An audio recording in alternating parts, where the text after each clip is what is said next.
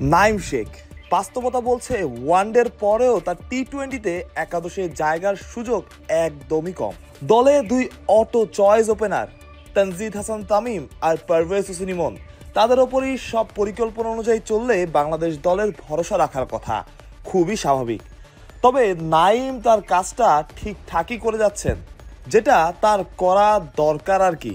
অনুশীলন যতটা সম্ভব করা যায়, তবে এমন একজন ক্রিকেটার যিনি জানেন তার একাদশের সুযোগ পাওয়ার সম্ভাবনা নাই বললেই চলে, তার জন্য আসলে কতটা কঠিন। তবে ততটা না যতটা জাতীয় দলের বাইরে থাকা, লাইমলাইটের বাইরে থাকা একজন ক্রিকেটারের জন্য।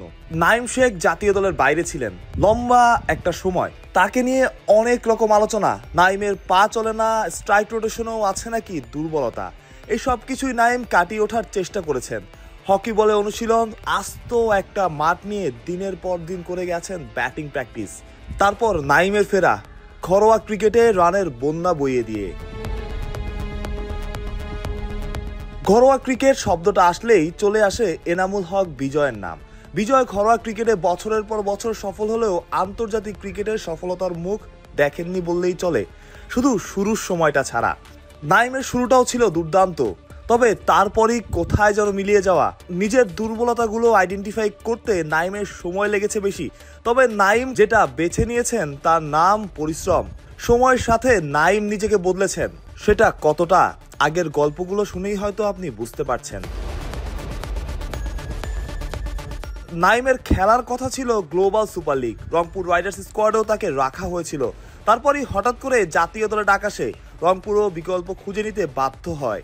সেখানে থাকলে অবশ্য নাইম ম্যাচ খেলার সুযোগ পেতেন হয়তো, তবে জাতীয় দলের চাইতে বড় কি বার হতে পারে, ওটাই তো আলটিমেট টার্গেট।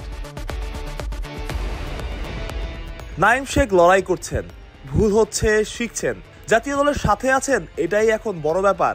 সময় গেলে সুযোগ হয়তো আসবে, আর সুযোগ আসলে সেই সুযোগটা কাজে লাগাতে হবে, নয়তো দেশের ঘরোয়া ক্রিকেটের মান নিয়ে আরো বড় প্রশ্ন উঠবে, যেমনটা উঠেছে অতীতে, হয়তো সাম্প্রতিক সময়েও।